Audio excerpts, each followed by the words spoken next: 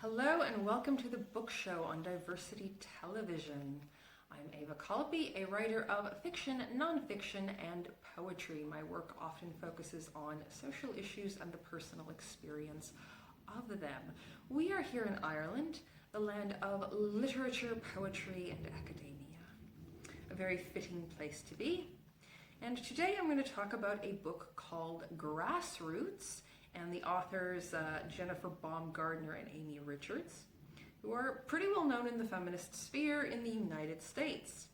So these two authors are known for their book Manifesta about modern feminism. I have not had a chance to read that. I have not had the time. Baumgardner is known for her other books, including Look Both Ways, Bisexual Politics, which gets into how this group of people that she's a part of is often ignored even in the GLBT community, and she gets into some of those issues that are generally not talked about. She has a book also called Abortion and Life, which takes it out of the heated debate about it as an issue and actually did something really innovative, which was to bring up the personal stories of individual women and of couples who've had abortions and what their experience was. Some of them went on to have children later. Or it might be like with my one grandmother who had an abortion after she already had her 4 kids and they really just couldn't afford another one. So it works both ways. But it's very interesting, and I didn't have a chance to read the whole book, but it gets into just the personal experience of it. Instead of being very detached from it and arguing your view on it, it gets into the personal experience and how it actually affects people one way or another, if something is maybe illegal or illegal. And the photo for the book, the cover photo, is actually the author so pregnant she looks about ready to burst. So it is not an anti-pregnancy or anti-family book, which is very, very important also. But Grassroots here is, I would say it's not necessarily a book for politically left people, so I don't want you to have watched this far and go, well, then I'm not interested in it because I'm not really into feminism. Well, that's not the point. The point is it may be grounded in their experience of doing feminist activism work, but the general principles and methods would apply to any particular issue that you want to take on. And that's why I recommend it. Now, I don't have my copy because I gave it to the volunteer coordinator of NARAL Pro-Choice Oregon a number of years ago, but there you go. That is the book cover. And quite frankly, why I gave it to her is my opinion at the time is that the women in that office were having a very pleasant time running the office and were not actually being very effective at the job. So at the time, the campaign was about Plan B emergency contraception, which is not an abortion pill and will not cause an abortion from what I've read and what I was told. And we were trying to raise awareness of this product that at the time was a new one. It was quite new on the market. And it came up that Walmart refused to stock it at their pharmacies. So I said, well, why don't we go to Walmart and have signs that say, hey, Walmart hates rape victims. Why don't we do a real cutting edge feminist thing here and do that? And no one was interested in doing that. And that is just one example there. There was a gay guy who worked there at the time who had previously worked for Planned Parenthood who is actually far more effective at his job because, those gay men have to take a lot of crap to get through life and be out and proud of who they are. So he was, I think, less concerned about stepping on people's toes, whereas the women were like, let's play nice and have a nice office. And I'm sorry, that's not how you get social change. It's not how it works. But anyway, despite the book's focus on feminism, it is really in many ways a universal book. And by that I mean the information it gives you about how to start movements at the ground level, how to raise awareness of an issue. With a very small budget, is very useful for anyone of any particular view, wants to take on any sort of issue, any sort of cause.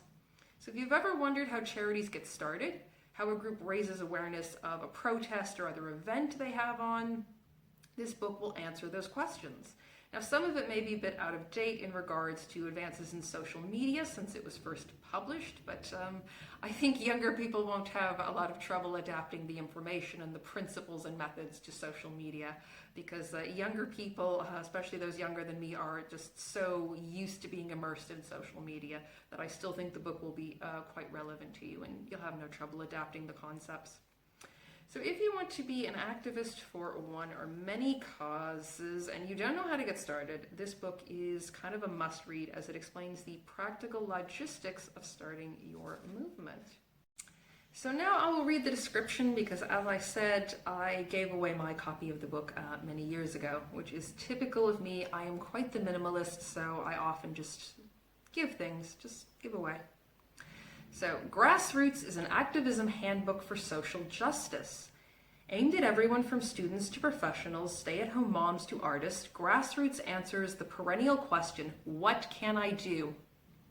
Whether you are concerned about the environment, human rights violations in Tibet, campus sexual assault policies, sweatshop labor, gay marriage, or the ongoing repercussions of 9/11, Jennifer Baumgardner and Amy Richards believe that we all have something to offer in the fight against injustice, based on the author's own experiences and the stories of both of the large number of activists they work with, as well as the countless everyday people that they have encountered over the years. Grassroots encourages people to move beyond the generic 3, check writing, calling Congress people, and volunteering, and make a difference with clear guidelines and models for activism.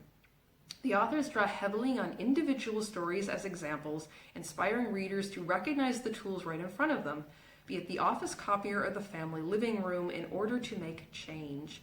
Activism is accessible to all. And Grassroots shows how anyone, no matter how much or how little they have to offer, can create a world that more clearly reflects their values. So as I said, it tends to be focused and grounded in feminism, and I know some people are not into feminism, which is what it is.